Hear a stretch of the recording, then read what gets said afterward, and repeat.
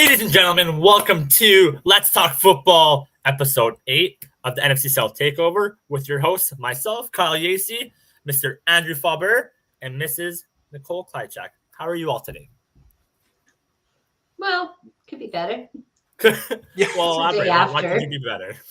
It's the day after. Yes. I know the feeling. I can relate to that. And for those of you that don't know, we are all in Canada, and the snow is disgusting. It is terrible. It is cold. What snow? I don't feel a damn thing. Exactly, right? And you know what? From what I hear, too, it's tomorrow supposed to be minus 30. Yeah. So that's going to be brutal for some parts of Canada. So let's definitely warm up. So lots happened this week, obviously. Tom Brady doing Tom Brady things. Me and Nicole both getting the L. So let's go and recap it. Ladies first, Nicole, let's talk about the game that happened yesterday. Oh, well, it was Monday night. It was a great night at the beginning of the night. Lots of hope. Okay. And then nothing really did happen. Nothing happened for a while. Okay. But the good thing is I learned about Lamar Jackson. He was amazing, I guess. And like I said, when I saw them against the Bucs, I said this last week about taking pointers and being like, we got to watch Likely and we got to watch this QB because he likes to run on his feet. And yeah, he did that. He did exactly that. He ran right through our defense. I don't know what happened with the hands and the gloves, but the defense, they were trying to tackle him and get him. And every single time he would just slip out and make a down happen. It's insane for how many rushing there was. They had 188 rushing yards compared to our 48. Wow, that's quite the drastic change, eh? Oh. Yeah. We lost the game. It was 27-13. And it wasn't exciting at all. And I do apologize. Normally there's other things, we normally get something, but I don't know what to say. I'm kind of still, like I said, it's just happened yesterday. But I was even thinking during the game, we got to talk about Taysom Hill because I don't know about Andy Dalton, but we'll get into it later. Yeah, no, fair enough. You know what? It's the one thing is like with Lamar Jackson, there's a lot to be said about him this season. He's definitely having, what he wants to be, like his breakout complete season. Like he's already been an MVP. Oh. He's been on top for a long time, but it's everybody's like all the league has their eyes on them, right? Because the thing is with Lamar Jackson, he's in his what we call a free agency year, where if they don't sign him, he could be going into free agency, right? So that's something definitely to watch, and he's trying to prove to all the teams of why he wants to get paid what he's asking for, right? I think, correct me if I'm wrong, but I believe he's turned down already 3 contracts from the Baltimore Ravens. I believe it's at least 3. It's kind of brutal. And the thing is what, Nicole, I don't know how long you've been watching football for, but he's the modern day Michael Vick. He's just doing it a lot better. He's by far the best mobile quarterback in the league. That was when I was young. Yeah. But yeah, yeah, so basically to give you the short of it is when Michael Vick was introduced into the league, like people weren't really familiar with it too much, where like they had that much of like a mobile quarterback, right? So the thing is when you see Lamar Jackson ball out and he's doing what Michael Vick did, but better, it's insane to see, right? So I wouldn't take it too much to heart because, they beat the Bucs, they beat the Saints, and they're probably going to beat the Falcons later on too. So take the L. It's totally fine. It's totally I know, fine. but we had a chance, we had a chance. Of course, you know what? You always have a chance. The game's not over until it's over. And we've seen it many times before where a team is on top and they go undefeated and all of a sudden, boom, they lose to that team. Yeah, exactly. It happens more often than not. But Mr. Fulber, Tom Brady back? What's going on? Tell us about the game. We won with 9 seconds to go. With a K-Dot and touchdown. They call him Baby Gronk. I don't mind it. But let's give him a little bit, I think. Yeah, let's just settle our P's and Q's here. Like Gronk is a very specific name. I don't need to be teasing that before Seattle. I swear to God, if he comes back for Seattle, I'm gonna have a hissy fit. What's the rumor with that? My whole thing was the whole post that he did for retirement or whatever was he said something about I'll see you all later. I'm off right now and I'm refreshed. We're good. Now I lost. Oh yeah. So like there's something about his post that said like I'll see you all later, and it's just like except it felt all cryptic where I was like, nah, he's coming back for the Seattle game. That's what like it's in Germany, and we need the offensive line help, and he always has helped. He was really good for Donovan Smith as our left tackle. Just kind of giving him a little bit more of a breather, that extra little chip to the defenders, and making him look like he was a 14, 15, $16 million left tackle, which he's not. But I don't think he's coming back. But in all honesty, I'm happy that we won. I'm happy that we beat the Rams. It's always good to beat the Rams. Yeah. He always throws me off with that. My bad. No, you're good because I read them too. And Sid making those comments, little bugger. The Bucs still looked bad. Like I don't understand if it is a combination of say the play calling or if what about Mike Evans, just to kind of tune in with that, because I watched a little bit of the game because obviously, us being in first place, I wanted to see how the Bucs were going to do and everything. And you know what? Like I'm starting to notice that Mike Evans has been dropping those very catchable balls. Yep. Still got the 7-8 targets, got 5 catches, and he's obviously the holiday hamstring has come in. Like everyone in Tampa Bay knows that his hamstring is going to start popping off around, not to say it like that, but it's going to start going off and getting injured and, hurting and stuff like that. It happens. This is Mike Evans' career. He still did respectively okay. He draws the attention away from Godwin, which is allowing Godwin to have such a good game, which is what that offense does so well. When there is a little bit of, say, press where they can let Evans be the number one wide receiver and they can let Godwin kind of do his in and outs and do the mesh plays and stuff like that. Running and everything. Yeah. Yeah, those are what make this offense go. But the third part of it is also Tom Brady. There is something there in regards to him trying to put the passes in. It's almost as if it's his offense or it's Byron Leftwich's play calling. I think it's a combination of both, personally. Yep. They're off on that. And it's not going to get any better. I haven't seen it get better. Like, how the hell we won that game is beyond me. It doesn't make any sense how the Rams offense is worse, or just that team in general is worse than the Buccaneers right now. They're falling apart though, Foobs. They really are. Like honestly, like looking at the Rams, even like from the beginning of the season, I nothing to attest to the Falcons because they still lost that game. But regardless, when you go and I got no shots to the Falcons, but when you lose, like when the Falcons only lose by 3 points to the Los Angeles Rams, that to me it sets a little bit of tone, especially when they were the Super Bowl champs. You know what I mean? Like that's they should be blowing them out. Like to be quite honest with you, especially for us, like that we were supposed to be going into a rebuild and everything. So it's the Bucs definitely won that game. It wasn't the best game, but at the very end for sure, like you guys came on top, and that's awesome. I'm happy for that. But there's just something going on with the Rams, and I don't really know what it is. It's I feel like there's a chemistry issue, and maybe it is that curse of like winning a Super Bowl. You're not going to go back to backs. Like every team tries to, obviously, right? But it doesn't happen that often. So good. But we got our revenge game. That's the thing. Is because they took us out and they won their Super Bowl, this still felt good to get the revenge game and know that we're probably not going to play them in the playoffs if we end up limping there. So yeah. Do we play them often as a div, you think? It kind of varies, and Andrew, you can correct me if I'm wrong, but essentially, so how it works is we each play each other 2 times. Like the Falcons play the Bucs, the Panthers, and the Saints 2 times. That's non-negotiable. Yeah. And then from there, I feel it rotates. If I'm correct, I think we play at least one division altogether, where it rotates. Which I think for this year, it's the Bengals division. I don't remember for the hell of me. It's the Bengals, Browns, Steelers and Ravens. We all rotate that one. And then the remainder of the games are random, I believe.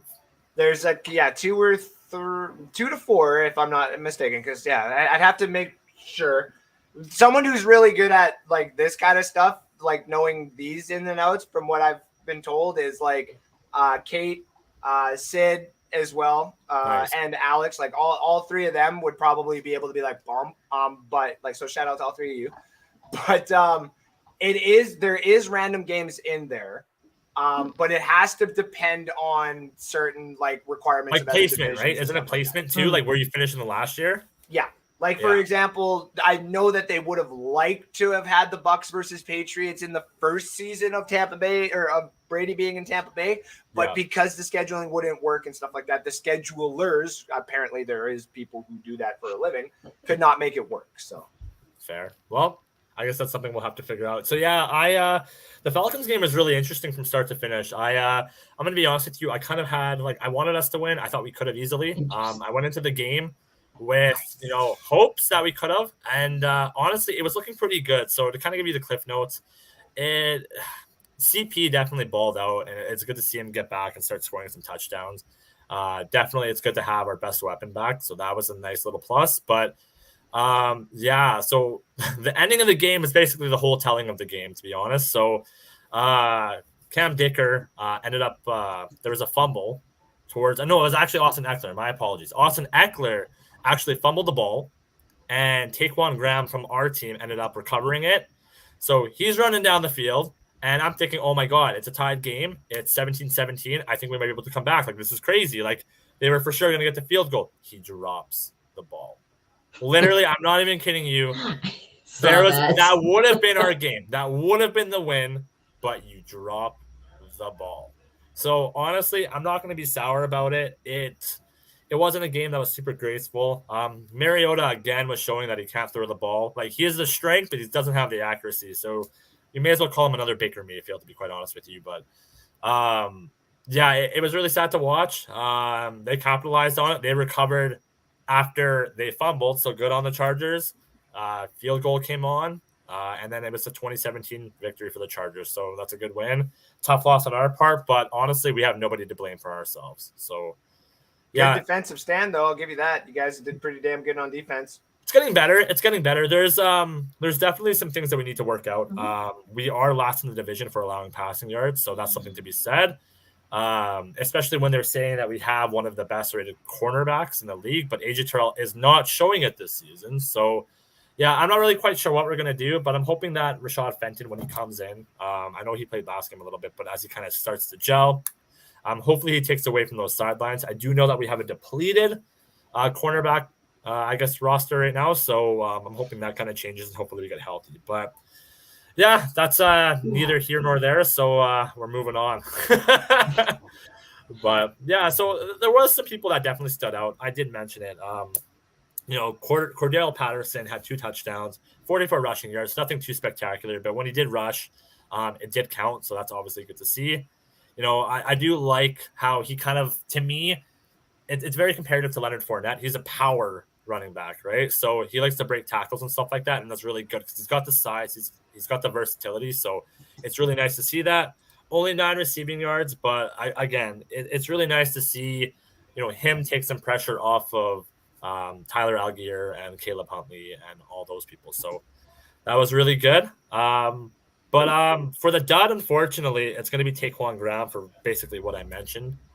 Dropping that fumble at a crucial point like that is brutal. I'm not going to say it's a one-person reason why we lost, but it's really hard to, say that it wasn't completely his fault.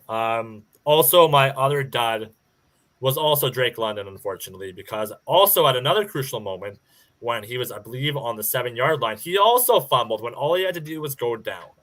So it's one thing to be said, you know what I mean? Like, if you're going to rush, especially as a wide receiver, and you're going to try and break tackles, you better not fumble the ball.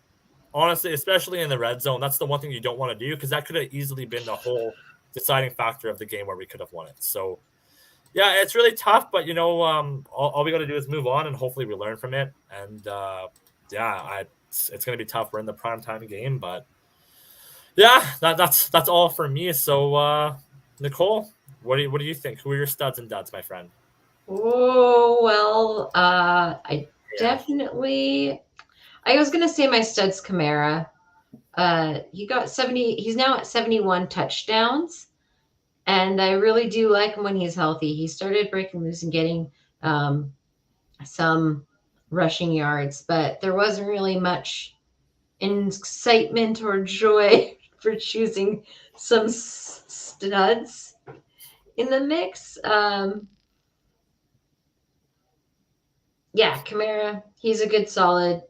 And he's close to actually doing some career things actually for the Saints as a rushing game. I remember actually when I was younger and watching the Saints a little bit and knew kind of with Drew Brees beforehand, we didn't really have a good rushing game. And I always knew running the ball, we weren't really getting much. But as soon as we got Ingram and we have now Kamara, our running game has improved and is actually it's improved. It's better than what it was. So I am happy with that, and we'll continue to try and get better. For my duds, it was the defense in general.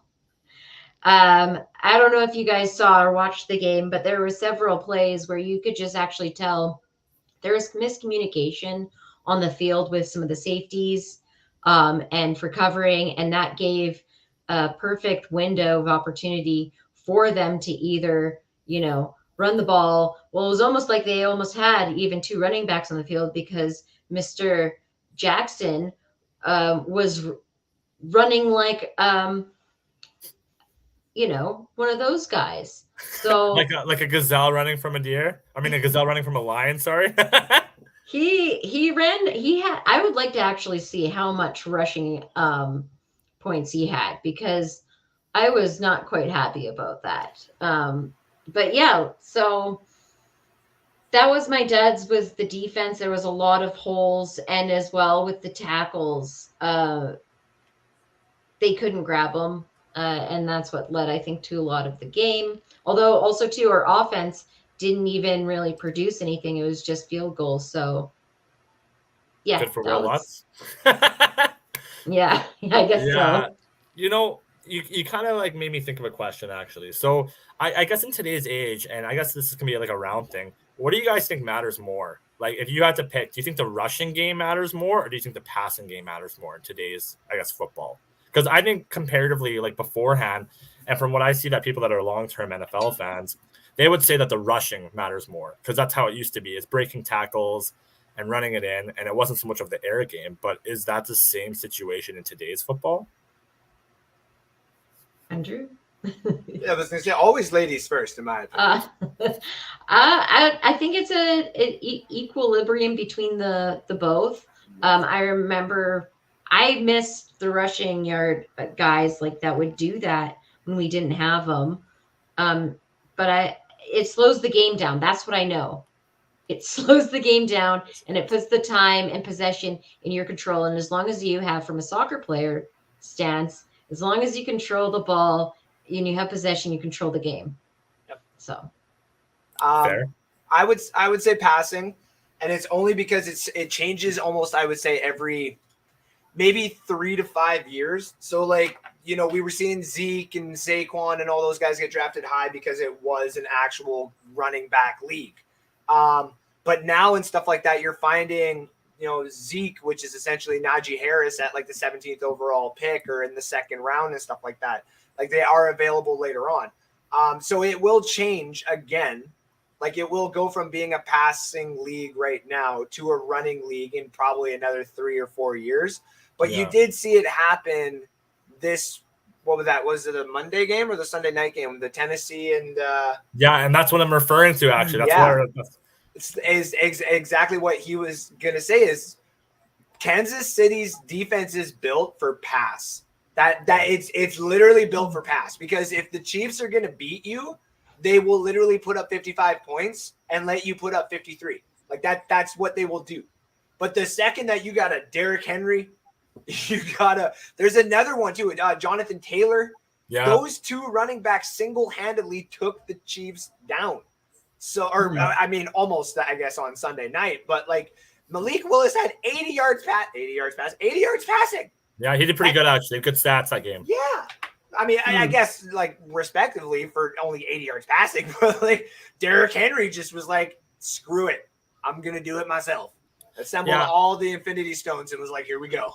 Here we go. Here's the Infinity Gauntlet. You know what? I definitely agree with you. I guess the kind of add on to what I was saying too is you look at a team like the Tennessee Titans with Derrick Henry, right? And Derrick Henry by far is probably the best franchise player that the Tennessee Titans have had. So the thing is with Derrick Henry, right? He's definitely won them a lot of games, but notice how he can't go and win them a Super Bowl, right? That's the issue. Is you can't just base it on running. You look at right now, even the Eagles' success, actually. The Eagles might be 8-0, and the Eagles are 8-0. Are you thinking if Derrick Henry is the best player on the Titans? Well, no. The way you worded it I'm so sorry because like my mind the way you worded it is like the best of the franchise, and I'm like, what? And then I started thinking about, I'm like, is Derrick Henry the best player to technically ever play for the Titans? But then I'm like McNair and there's a couple other names, and I'm like, I don't want to insult Titan fans, but I would say he's definitely the more consistent for sure. For sure. So I don't know. I could maybe that's a bold statement, but at the same time, it's a good statement though, dude. The point I'm trying to make though is he hasn't won them a Super Bowl though, just based off rushing. You don't see that often happen where like a team is going to win the Super Bowl based on rushing yards. It happens, but it hasn't happened in a while, right? And again, you look at the Eagles, kind of where I was going with that is the Eagles are winning and they're 8-0 because of their passing game. Like it is well known that the Eagles want a solid running back, and there's nothing even to take away from Miles Sanders. Like he's good, but they have a really good passing game right now and a very solid defense, right? Wasn't there Marshawn Lynch? That was on Seattle, I believe, was it not? Yep. Yeah, the Seahawks. Yeah. So kind of, again, touching on that too, is with Marshawn Lynch, right? Is a big controversy is when they were playing the Patriots in the Super Bowl and where they should have ran it. And that's a situation where it's reversed maybe, is they should have ran it, but they decided to throw it to kind of spice things up when really that's what cost them the game. So there's a lot of debate on that one, but neither here nor there.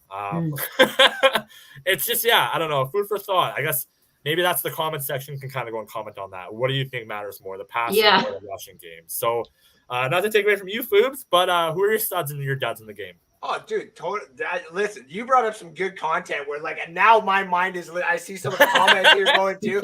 And even I'm just like, yo, talk about the randomest team and the randomest comment to really tick off the fan base if you really wanted to, or have them all do the whole stop meme where it's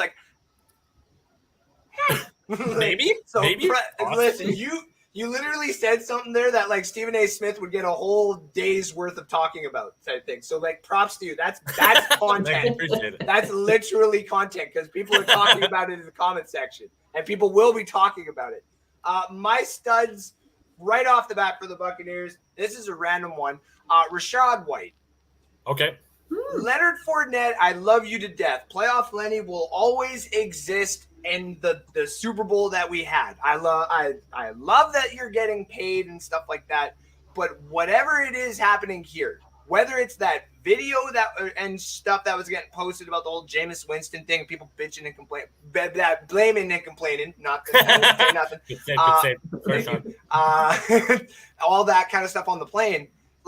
There's something up with Lenny. Rachaad was a 3rd round pick where I was like, Damon Pierce is still there. Damon Pierce is still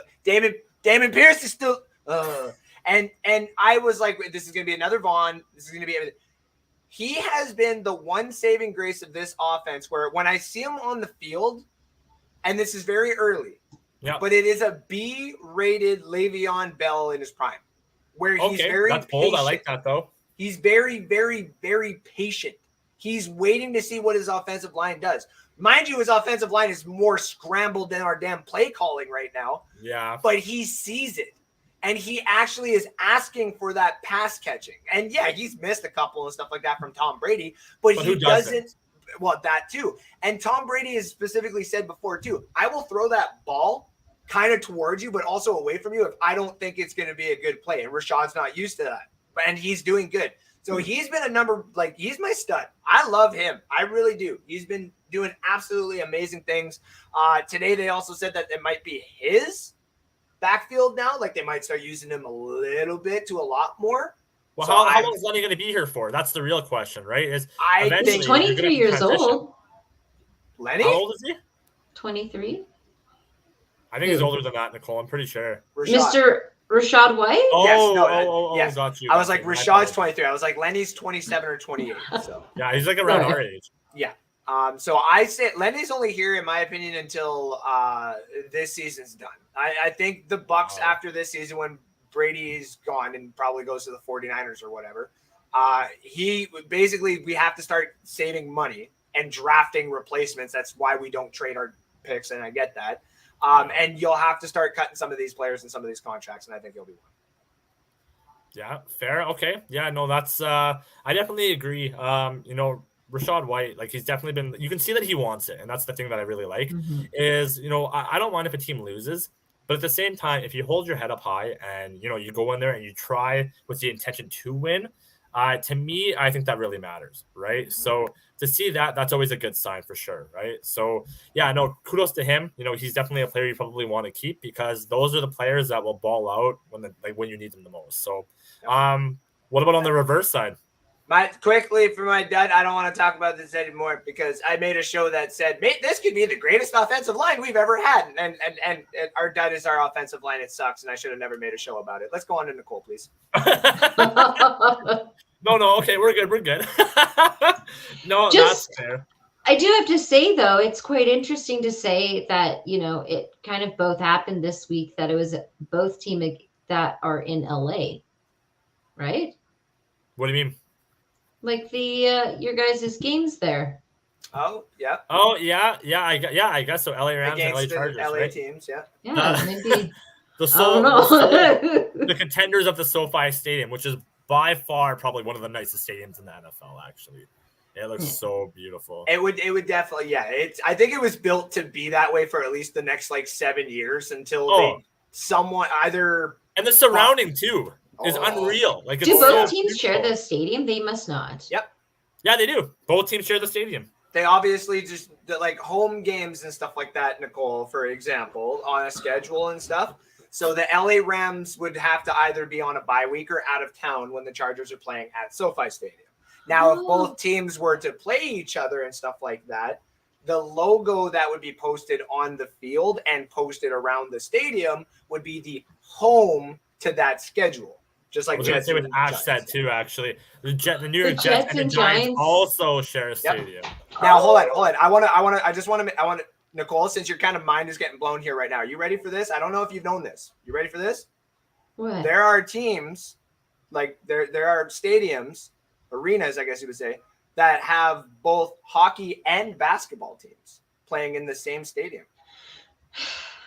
Well, that's okay. That's okay, I guess. Well, okay. I don't know. I just didn't know if you knew that. Yeah. I'm just saying, just hosting two of those same. I don't know. I guess it's kind of cool. Very lovely. They like to share. I'm happy to hear that. Oh, I mean, no. The Lakers and Clippers one there, they do not like to share. That's a for sure one. Though I think the Giants and Jets are totally okay. Who gets I guess with the Jets and the Giants, who gets home advantage? Is it more the Jets stadium or is it more the Giants stadium? I would probably say it's more of a Giants stadium. I think everyone knows MetLife because of Manning. Is that why? Yeah, well, just because of the Super Bowls and LT, the best defensive player of all time and stuff like that. That's what I would say. Okay. They're up there for arguably one of the greatest defenses of all time. They've historically been around, whereas the Jets have had their Super Bowl I and Super Bowl III. God, I should know that. But I think it's Super Bowl I and Super Bowl III or Super Bowl II and III. And then it's been where the hell have you guys been since then? So. Yeah, no, fair enough. Just to kind of go on the topic of the Jets and the Giants, I'm definitely going to throw this out here. And people are going to think I'm crazy, but this is going to be my bold prediction. I think the Jets are going to go to the Super Bowl. I have a strong feeling about it. And I know that's crazy for me to say, but I don't know, man. My gut believes it a lot right now. First of all, I'm not even going to say that's crazy because the last time I said on a live show that someone was crazy, they said the Bengals were going to go to the Super Bowl last year. So anything can happen. I won a Super Bowl. Okay. Anything can happen. But yeah, I guess I know we talked about our teams, but at the same time, There's a lot of good stuff in the NFC too. I watched a few of the other games too. I know I touched on it before with Tom Brady. I'm not going to go too deep into it, but, quickly, might be humble this week is definitely going to be Tom Brady. In that last minute, he really showed that, he still can come in during clutch moments. And it's nice to see that there's still that Tom Brady moments that are still happening, regardless of how everybody kind of feels. And he definitely is on probably one of the more not favorable years that he's played, but it's good to see that he still can ball out. So that's why I be humble for this week. But Mr. Faubert, what about yours? Who's your be humble this week? Well, I wish the Panthers were here. Yeah. I Mr. Sean Spencer, what are you? I wish Suffering the loss of that crazy Bengals loss. My God. I just wanted to be humble to the Panthers because they needed to get a little bit of love this week and stuff like that because they really did not do that great. Nope, not at all. But they did. They got 21 points out of literally nowhere. So I wanted to be humble and state this.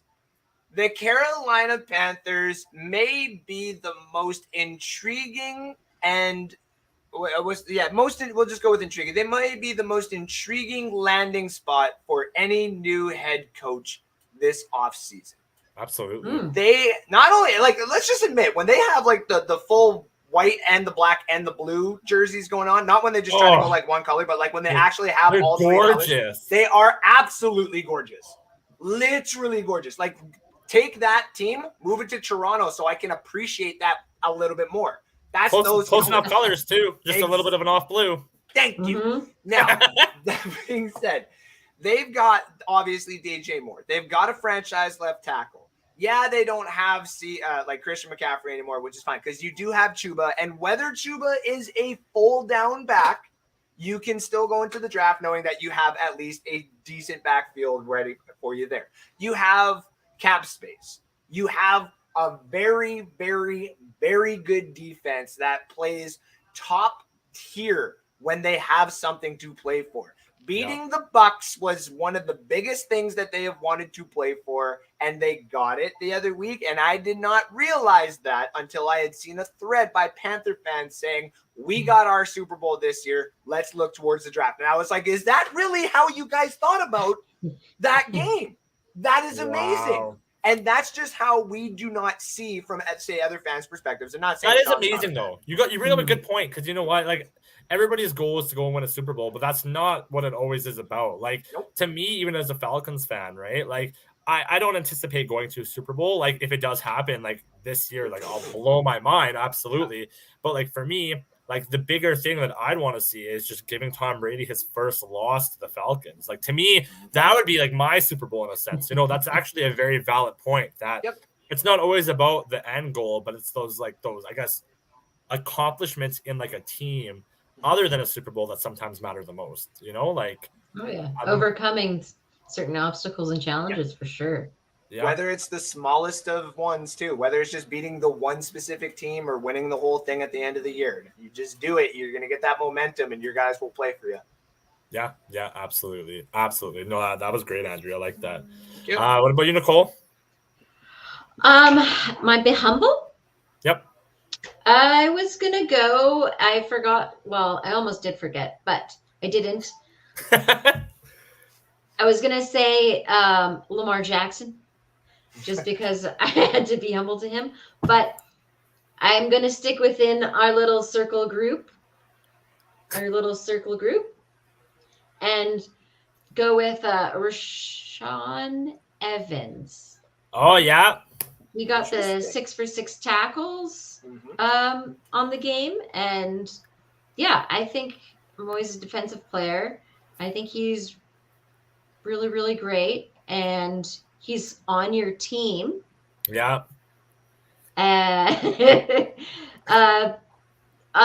yeah, I don't know. I didn't really. I was thinking more so about Lamar Jackson, because I was really quite surprised by him as a quarterback. Have you not seen him play before this game? All honesty, yeah. No. She must have been blown away. I have something to say. For sure.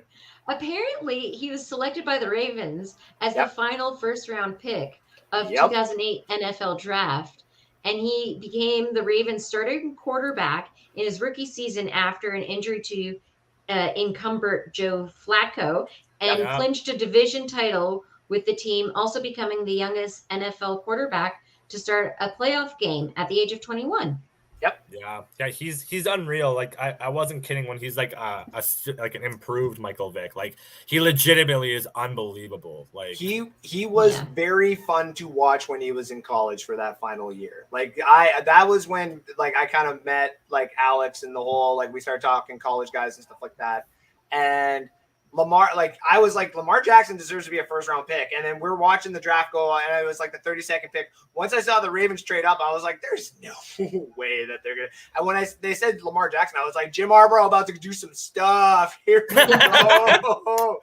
This is awesome. Like, yeah, he's fun. Like who's the next?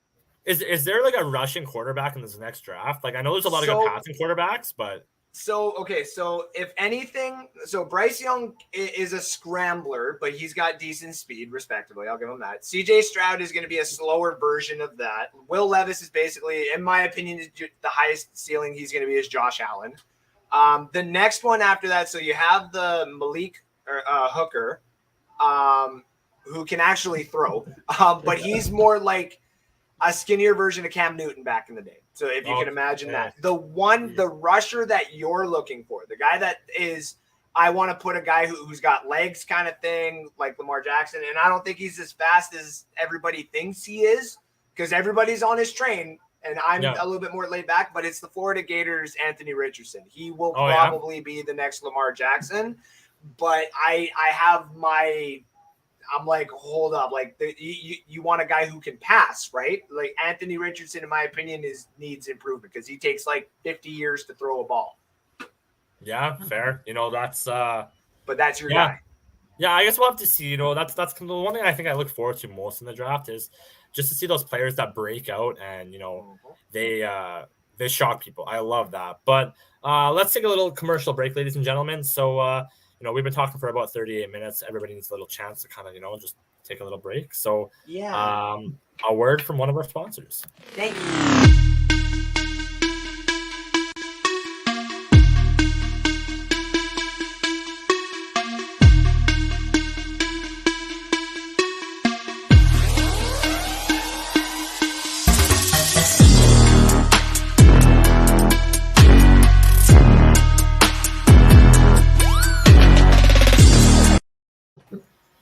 From box breaks to searching for your favorite cards, Squid Rips Cards has it all.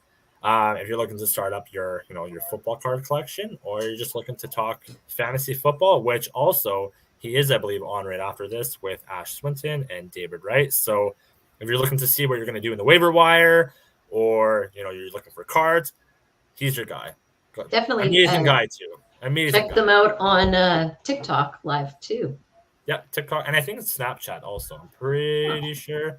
I'm really bad for that, but all I know is that if you have any questions, that's the guy to go to for sure for all your football related things. So, even though he's not here, I want to talk a little bit more about Tom Brady. Is he dressing up as Tom Brady and going to come in, slide in?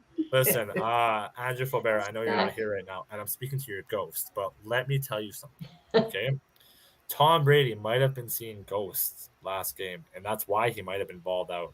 And I don't know if you know this, but we're past Halloween, Tom Brady. It's no time to dress up like a ghost, all right? Smarten up and keep playing the way you're playing, all right? Good. He's not dead yet. Yeah. I think there's still some spark in him. I kind of want him to come over to the dark side. Yeah, the dark side. But I don't think they're done with him just yet. Oh, okay, so it's just TikTok. It isn't Snapchat, so I was wrong. But thank you for correcting me, Ash. I appreciate you. So you missed it, Foos, but you can go back and watch that. Did Tom Brady see ghosts last game? Is that why he decided to play? What's going on? Like Tom Brady see ghosts? Yeah, is that why he decided to show up this game, or did he actually show up to practice now? That's what I want to know. No, because he doesn't have so much baggage anymore. Tom Brady is 1-0 after a divorce. Okay, let's go. Do you honestly believe that though? Like all jokes aside, no. All jokes aside, not. Because like I said, they still like they could have lost that game.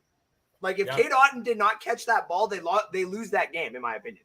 Like there's no way that should have been that close if we're a dominant team. Aaron Donald got to Tom Brady so much today. There should have been no possible way Tom Brady had any time to pass that ball. Yeah. So listen, it's cool to say, and everyone will use it as a stat. Like if the Bucs go unbeaten all the way to the Super Bowl and they win it, that'll literally be what I probably start saying, because they'll be like, well, I mean, like, come on.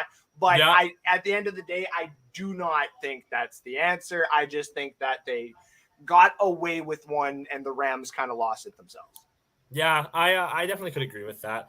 All joking aside, I may hate on Tom Brady a lot, but like Tom Brady is by far the greatest quarterback of all time. So honestly, it's tough to see him kind of go downward like this. That he has been, at least in the last few weeks. So to even see the Bucs kind of go and pull it a win, that is nice to see. It really just kind of poses the question a little bit, right? There is a lot of talk that Tom Brady more probably is going to be leaving the Bucs.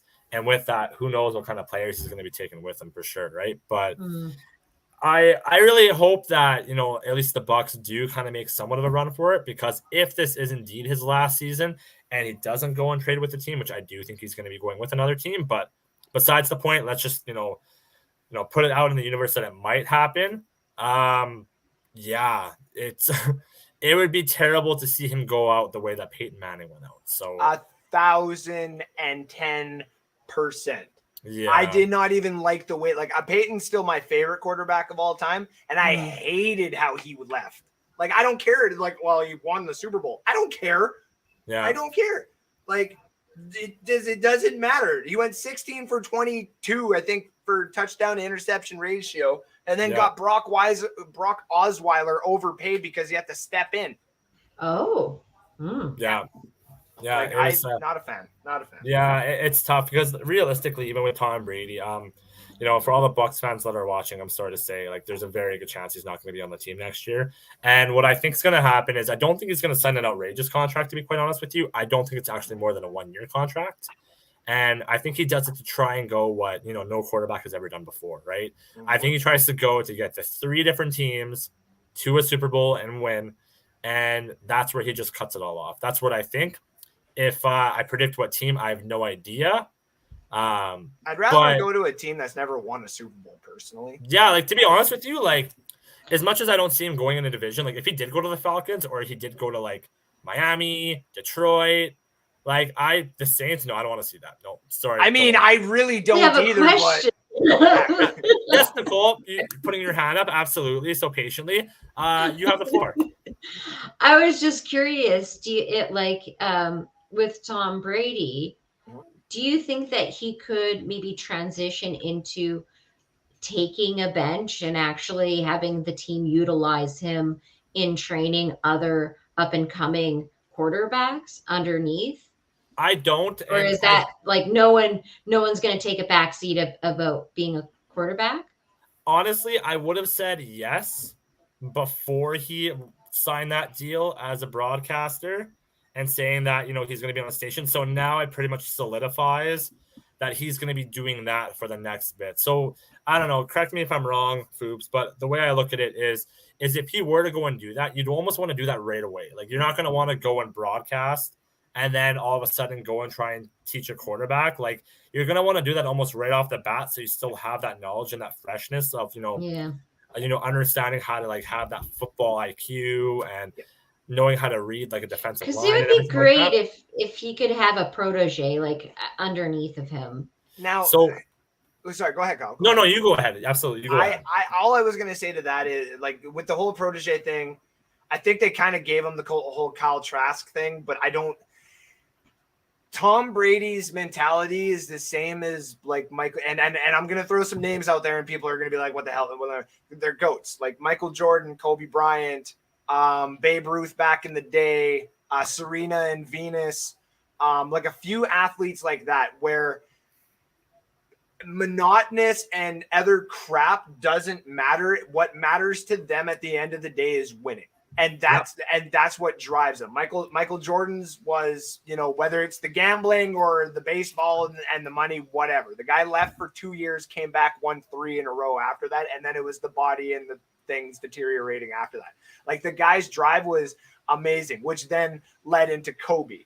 Brady's basically the same thing, where it's like, if the team decided, like, with the whole Garoppolo thing, it's just like, oh, here's your replacement kind of thing. It's just like, oh yeah, I just won another 2 Super Bowls in 3 years. So who's getting the reins of the Patriots? I'm sorry, I'm deteriorating. When did I start deteriorating? Like, that's it almost makes them want to like try more, right? Exactly. Like, so if the Bucs, if for some odd reason he stayed on the Bucs this year, like after this season, that he was like, I'm just going to stay for 1 more year. I want the Bucs to go trade everything they got up into the draft, go get a quarterback, because then that's going to make Brady either keep this team alive, and that'll show that quarterback how to win, or Brady will eventually like, screw it, I'm just going to go to San Francisco or something like that, and we have our new quarterback. Like, that's kind of what I want. There's just, his team would be more positioned to trade up for a quarterback. You're more positioned to trade up for a quarterback. Like, I'm getting like the last pickings of quarterbacks if I decide to, because there's just too many to go around and too many teams that need them. So, and cap space factors into a lot of it. Oh my God. We, and I point like this to me in the quote, we have cap space. You, on the other hand, you're like, what quarterback wants to make $75 million per season? Yeah, pretty much. Like, that's the one thing that the Falcons do have going for them. And I'll, shout out to Terry Fontenette from the Saints. I'm loving that. Is he put us in a very, very favorable spot that we can make some serious damage and sign some very serious players. So I think we're the 4th, I believe, with the most amount of cap space. So it's going to be something. So hopefully we actually do sign some players. But so let's move on to one of our favorite segments, ladies and gentlemen, discoveries.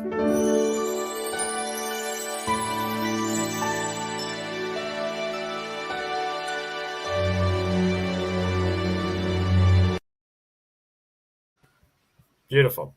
So, Nicole, let's talk about your discoveries. Well, I did have a little video I wanted to share, but I don't know if we can do it or not. I'm not entirely sure if it's here, Nicole. I'm going to be honest with you. Essentially, I can play it and narrate it for you. Why don't you do that? I love it. Yeah, 1,000%. Full screen her. Let's do this. Okay, we can try. Ladies and gentlemen, we're trying something we haven't tried here before on NFC South Takeover. Bear with us right now. Yeah, it's going to be good. It's going to be great. And it's to do with the NFL. So what could I say more, So this movie popped up on my little news feed here, and I clicked on it. Oh, I'm going to mute it.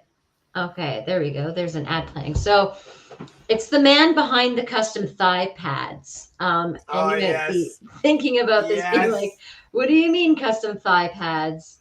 But yeah, so there's this family there that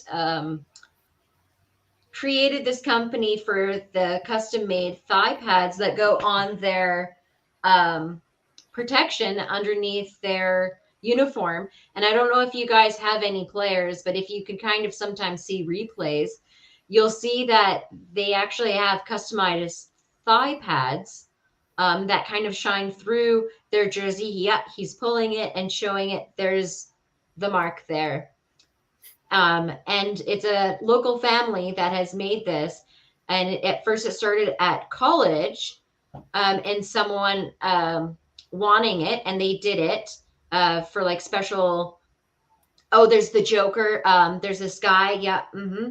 Saquon Barkley, the Giants running back now. He is one of the guys that's saying he had customized.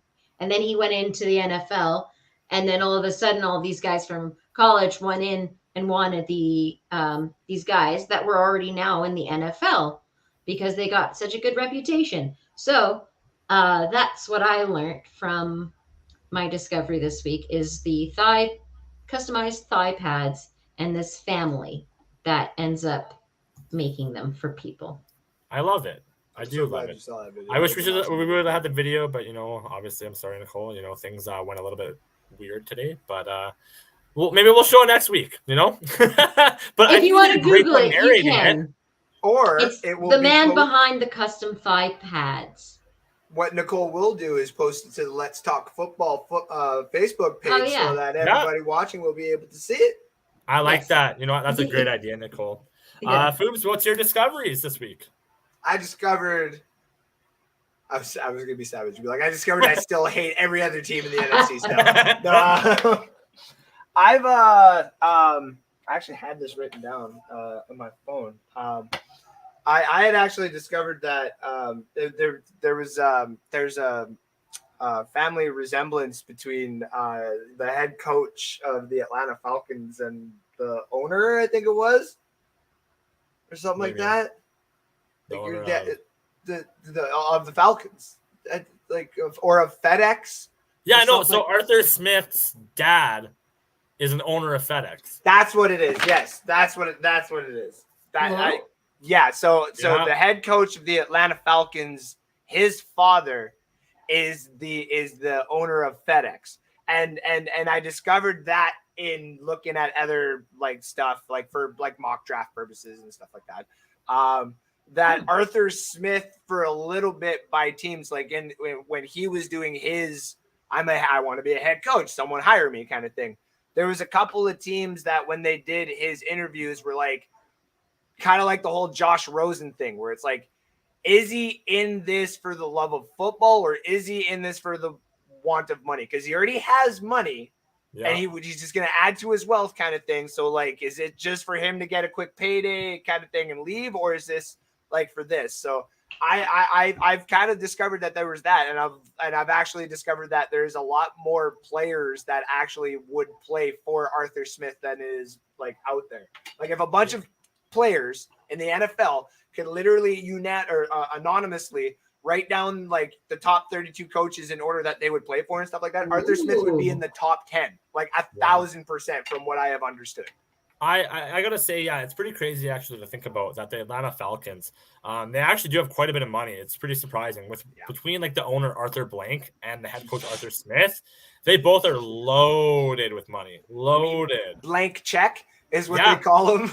Yeah, exactly. It's actually insane to think about.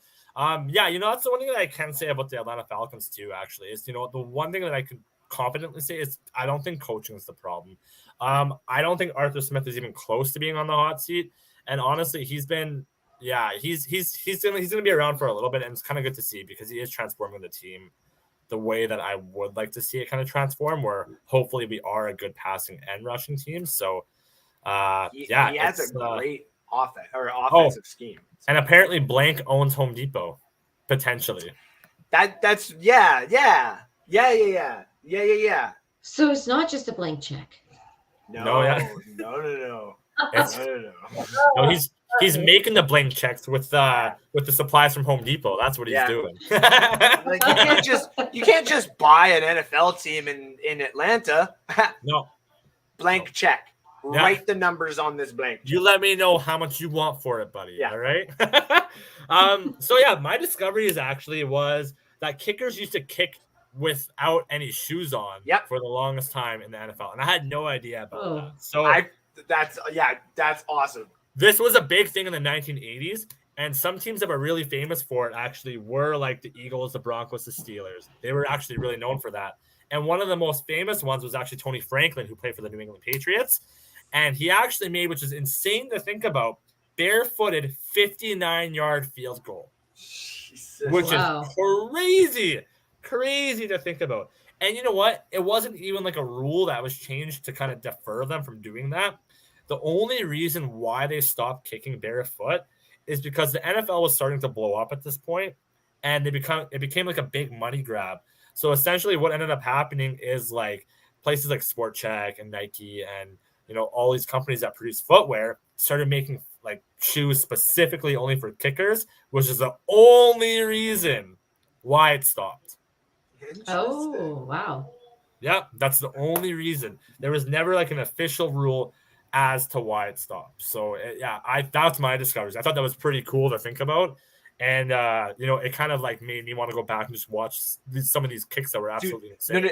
Because when you brought it up, this was okay. So me, like a couple years ago, go down the rabbit hole when you start watching like highlights and stuff like that. They showed the Pittsburgh Steelers, shout out to Sid there, down in the 70s and stuff like that. And it was a cold game. And Buddy Guy hit tape and then another sock and then tape and then another sock. And you just see like this, it looks like a padded fist just kick this ball in like the worst quality of film ever, because like 1970s.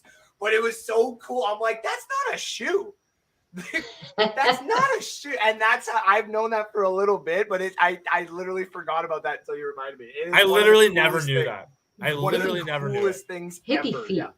Right? I'm gonna go check that out more. But so kind of to talk about what's going on next week too. I guess in the next couple of days. It's nice to see that the NFC South is getting some primetime love. I guess it's arguable that we are the worst division, and I guess our records do kind of show it. But I think it makes up for some interesting football. It does. Yes. We bring the entertainment. You never know who's going to be on top. Minus this season, honestly, like we're a very competitive division.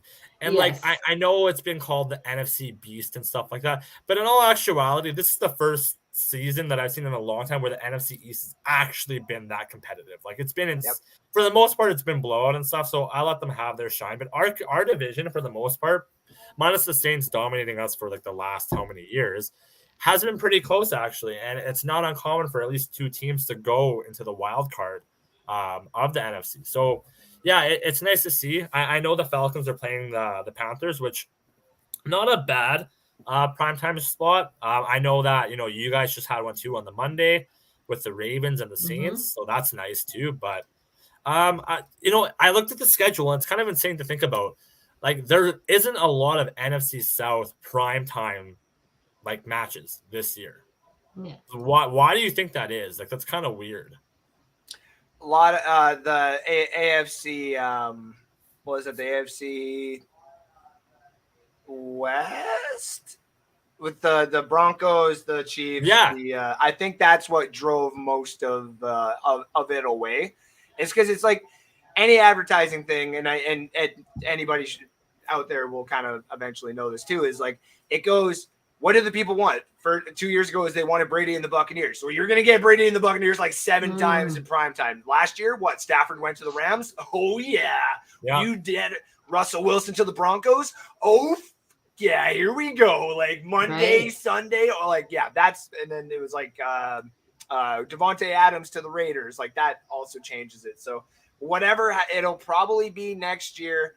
It'll be, instead of just being one team, it'll be all of the rookie quarterbacks that get drafted like in the first round or that start kind of thing for their new teams. Those will be the ones that become primetime games. Like it'll be like Carolina versus Seattle just so they can have their two quarterbacks play each other. Like that. You know what? Maybe not. Okay, so kind of touch on that too, actually. Funny enough, I would have said at the beginning of the season that it would have been a no-brainer that Seattle was going for their number one quarterback. Like I 1,000%. I'm not entirely convinced that that's still going to happen. That they're not going for the quarterback? I don't think so. I don't think so. You think they run with Geno? They might, man. Honestly, the way I look at it is, like, I think of some of these wins, I'll even say with the Falcons, like, a lot of the wins have been luck, especially with Mariota. But I don't think that's the case for Seattle. I think Geno's actually been playing very well, and he's definitely proven a case to say, you know what, maybe I deserve to be paid for more than my 1-year contracts. Number 8 overall pick before too, so sign me to like a 3 or 4-year contract in Seattle, and if you want to go quarterback maybe in the second round, do it, and we can play tandem. Honestly, I think out of all the quarterbacks that have just like started on a team, Mariota, Geno Smith taking the role, Trubisky trying for it and stuff like that, I think Geno Smith proves the best case that he deserves a contract. I'm just saying. So Geno Smith gets a 3 to 4 year contract, and then when he inevitably starts coming down a little bit, that's when Seattle is ready for Arch Manning. I was thinking that. Funny enough. My God. Yeah, and you know what? I was actually, we were talking about Tom Brady's protege, and I know I'm gonna look in the comments because I know that what's your name? Kate was saying about Tom Brady. I can find it. Okay, maybe not, but she said she made a comment saying that Tom Brady just needs time, essentially, right? If you're asking me who the next, there it is, Phil. Yeah, I was just gonna say who I think the next big quarterback is going to be that probably could beat Tom Brady's record. It's going to be Arch Manning. I'm pretty confident on that. He is like he's showing already at early glances, even if he's in high school, that he's going to be better than Peyton and Eli, and that's scary. That's very, very scary. So I like that and Patrick, like Mahomes. Like I think Patrick Mahomes, if he stays with Andy Reid and just that like scheme that he's in for like 7 years, just the way that he pops off like 5,200 yards a season, you know what I mean? For like 7 years straight, it'd be like, oh, all of a sudden he just needs 4 more years and he catches Brady. Like, what happened? I'm gonna make a bold prediction actually about that. Another prediction. I actually think that Patrick Mahomes will get traded from the Kansas City Chiefs, and I'm gonna tell you how it's gonna happen. I'll play by play how it's gonna happen. So what's gonna happen is I think Andy Reid is he's gonna step down as head coach. He'll do something, whether he retires or he goes into more of like an upper management, similar to what happened with Bruce Arians. I think Casey is gonna fall, and they're gonna have maybe 1 or 2 bad seasons. And then I think what's going to happen is they're going to preemptively trade Patrick Mahomes, and he's going to go play for another team, and he's going to win another Super Bowl. And I think he's going to stay with that team for a while. You can come over here. That's my prediction. You know what? Like anyone can go in the comment section and be like, that's dumb. He's going to stay with the Chiefs. And be like, well, did Brady stay with the Chiefs? Like, if I'm not mistaken, to all your 49er fans out there too, your epic, Joe Montana actually betrothed the Chiefs jersey for a little bit there at the end of his career as well. So, did we also forget that Manning, aka Peyton, didn't just wear the Colts jersey either? Yeah. So, nope. Yep. Actually, that is a good point, because even with the QBs for over the 5,000 that I know, Mr. Tom Brady beat Drew Brees for, I notice a lot of them have 2 teams or more. Yeah.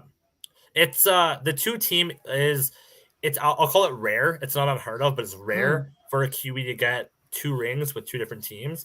And that's the big thing. I think that's one of the big motivation, whether people want to come out and say it or not, for Tom Brady, is that like nobody's went 3 teams and won a Super Bowl. It hasn't happened yet. But there's been a list of teams or quarterbacks that have won with 2 teams. So or just any other player except quarterback, of course. Yeah, exactly. Like, and it's funny because actually, not to kind of dive too like off topic, but some quarterbacks' talents are wasted too, right? By staying on one team, and that's the tough part too. Is I'll even say like even with the Oilers potentially with wasting Connor McDavid potentially, right? Is it's a lot because you look at QBs like Matt Stafford. How many like rings would he have if he didn't continue playing for Detroit? Even if Matt Ryan wasn't continuously on the Falcons, if he was on another team in his prime, would he have had a ring, right? I would just say if they added a little bit more on the defensive side. Yeah. And maybe like, when Roddy White decides to retire or go into free agency, replace him and still get Julio Jones and Roddy White type numbers. Well, no, for sure. But kind of more so what I'm leaning towards is, for a team that maybe would have had all that and just needed, a quarterback with a good arm. Like there's a lot of these quarterbacks that could have done arguably a lot better than what they've done. If they kind of would have been like, you know what, I deserve more. I don't care what you're paying me necessarily right now, because sure, money does matter. Absolutely. But for a lot of players, legacy matters more than money, honestly. So yeah, it's that's tough. why Brady took a pay cut every year. And to be honest with you, I think, and I might be stretching it a bit, I think that's what's going on with Lamar Jackson. If you're asking me what the whole root of him not signing it is he wants a ring and he doesn't want to stay with the team that he feels isn't rebuilding in the proper direction. So he might arguably look at teams like, for example, he listed, and I said this in the chat, where he wants to go with either Philadelphia, he wants to go to Miami, and he wants to go to Detroit. Those 3 teams right there are a quarterback away from winning it all. Jalen Hurts is balling out this season, don't get me wrong, but this is, he didn't have a good last year. Like Jalen Hurts is having a career year now because they rebuilt in the proper way, right? But You plug Lamar Jackson into Miami, you plug him into Detroit, I'd watch out. Like, that's terrifying to think about. Especially in Detroit, knowing that they have Jamison Williams coming back, and that guy's like arguably going to be the fastest person in the NFL if the injury obviously comes back healthy and stuff like that. Lamar will be like, "Oh crap, I got nowhere to run." Boo! Yeah. I just wanted to also say for the prime time for NFC South, I am happy that we got to play in London, and you guys are going to be playing in Germany. Yeah, we are going to be playing in Deutschland. Yeah, and those German fans of Tom Brady probably will get to we'll have fun watching him. Das sprechen gut, yeah. That's a fun fact. Yeah. Yeah, AFC Super Bowl rings of the Brady's. Yeah, we're playing the Seahawks, and I'm a little bit intimidated by Mr. Geno Smith. I'm not going to lie. I did big game for Mr. Tom Brady and all the rest of them. But honestly, just to have it in the big fatherland of Deutschland, it's wunderbar. Wunderbar to have this game here. Cannot wait until Sunday morning at 7:30. 7:30 in the damn morning. I have to wake up to watch my books. You're nailing that. Wow. Wait, is that happening this week? Das. Oh, okay. So I did 7:30. I know that's why I'm like, oh, that was good. That was good. Yeah, that was good. Yeah. Thank you. Yeah. So what's the score going to be then? Oh, I can't keep going like that. Wow. Hello, everybody. Getting a little bit crazy here. I'm going to still go with my early season prediction and go with 35-17 Buccaneers. Okay. But I very much so know that could very easily go the complete other way. I don't know what to expect of this game. I don't necessarily know what is fully going to happen in this game. I just know that we play the Seahawks, and what I thought was going to be an easy layup at the beginning of the season is now still got me worried that I'm going to go 4-6, and that's not. What's the key to winning it? What's the key to winning that game, you think? Health. There's two. Okay, so the Seahawks are good at travel because they are the Pacific team. They are used to all that travel to the different coasts and having to go in 2 hours, 3 hours, all that kind of stuff. They are adapted and inept and very good at going to like London and all those kind of games and doing very, very good because they're used to it. The Buccaneers, so they got to get used to it. They got to prepare for it because they got to act like this is a playoff game. Like pretend you are going to Germany to play the Seahawks in the front of the millions and fans of the Germans and get that flipping win because that's what needs to happen. And are they going to do a full workout on the plane? No, God, no. That's a Broncos thing. If anything, Brady's not going to sit there and be like, Buccaneers, let's fly. Oh, I would love that. Buccaneers, relax. Let's fly. Oh my God. No. Yeah, I'm gonna tell you right now with the Bucs game. Before you guys went to Nicole, before you went to your prediction, I think right now, especially if the Seattle Seahawks win, I think that almost solidifies that they're going to be winning the division. Because I don't think, unless the 49ers just go on a complete tear to end the season, I think you're kind of, because they've already beat the 49ers once, too. They're 2 games ahead. Right now, the Seahawks have 2 wins in hand. And they beat the 49ers, correct? Yes, they did. So it's like 2.5 games then if it's the 49ers coming up on their butt because they get it anyway. So, that's – damn, man. We were all wrong about them Seahawks. Yeah, fair. So, Nicole, I guess two things. That comment about Dennis Allen, how do you feel about that? And then also Andy Dullhead over Winston needs to get fired. I don't know. Sorry, Alec. I think you have too much faith in Winston too. Funny enough, me and Mark had a conversation. Are we going into this predictions? Yeah. Hey, transition into that. You're gonna projections, answer your questions. That's all you, man. Transition. Yeah. What we were saying and we were discussing about, and what you brought up even last week about Taysom Hill, and I was trying to say and being like, he has to be in this team's area. There's actually a lot of work he has to do in being in all of those special things. But what if, and I'm starting to warm up to it, we took him out of all of those and focused his true potential on just, focusing on throws and maybe becoming a QB. Like an actual true QB, you mean? Yeah, because I still, it's great. Andy Dalton and Winston, we don't really have anyone. I'm willing to give it a shot. I don't know. Her. I've said it for years. I'm like, just give the dude a chance. Give him Yeah. a whole year. And then if it doesn't work, you get a good enough pick where you can go get a quarterback. You know what I mean? Alex, stop it. Don't get me going. Stop it. So, I love you. Yeah, Alec, I don't know. I'm not a fan of our coach either. Sorry, sir, Alan. Alan. So who do you play? Where are the keys, Alan Keys? Sorry. Who do you play this? Oh no, I guess you were the Monday night, so you don't play till next week now. Or Yeah. that's last week. We're still gonna play, boss. Yeah.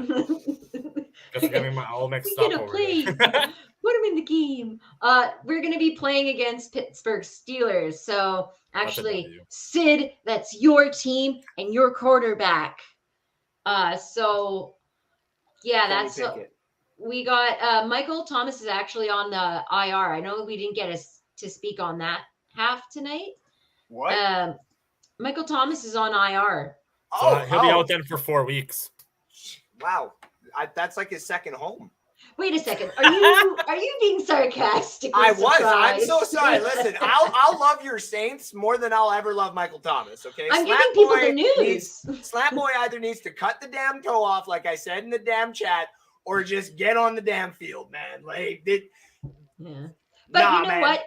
Ingram was really good. He had his back on him for sure, and I do like that. And it showed a little bit of togetherness as the team. Like I really do think we have like a strong team pride that's always held us together through the ins and outs. But yeah, I think we are going to try and win this one if we rely heavily on Kamara, Shaheed, Olave. Olave was close a couple times.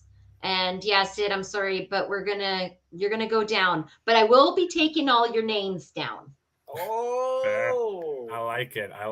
You know what? I'll kind of to go back in here. I think honestly, Bucs are gonna lose to Seattle. I do think the Saints are gonna win against the Steelers. I think the Steelers actually they're in contention actually for getting the first overall pick. Sorry to say that, Sid, but they're definitely in the thoughts about it. Oh, who said that in the offseason, Sid? I wonder who. Yeah. So prime time in a couple days is going to be the Falcons and the Panthers. I think it's going to be a little bit of a different game. I do like that Cordero Patterson is back. I don't think he's going to be the sole reason why we win, but it's going to be nice to kind of take some pressure off of the young ones. So expect him to score some touchdowns. Also, the Panthers are coming off of a devastating loss, so they really, really got destroyed. They are going to be at home, so there is something to be said about that. But at the same time, seeing now that Baker's kind of in the picture a little bit now too, and they're kind of unsure if they're going to continue running with PJ Walker or Baker Mayfield, there's a lot of uncertainty too. So I do think the Falcons pull out a win, and it's a much needed win because it's a division win also. So not a blowout by any means, but I think it's going to be something like 27-14. Checking Vegas odds as well, I do see that the Falcons are the favorite, not by much, but I believe they are something like -3. I think is what it is, something like that. So double checking for you right now. Yeah, like I'm pretty sure. -3. Yeah, so that's what I was seeing earlier too. It's definitely not going to be a passing. It's really tough to see because, we did sign our first overall pick was Drake London. And like, I keep on seeing him being, I guess, slated as a dud. And it's not really fair because we don't have a quarterback that knows how to throw properly. I'll put it bluntly. I do like what Marcus Mariota has done, but at the same time, we're not utilizing some of the most important parts of our team. So it's tough to watch a little bit, but yeah, I do think the Falcons pull out the W and we're again in contention for the first place spot. So I guess we'll see, but I know we ran a little bit over. So ladies and gentlemen, thank you so much for tuning into our hour and 15-minute show. Any last words from anybody? Go Bucs! Yeah. I love it. Well, thank you both for tuning in, and I guess we will talk next week. So ta-ta for now. Ta-ta. Ciao. Bye.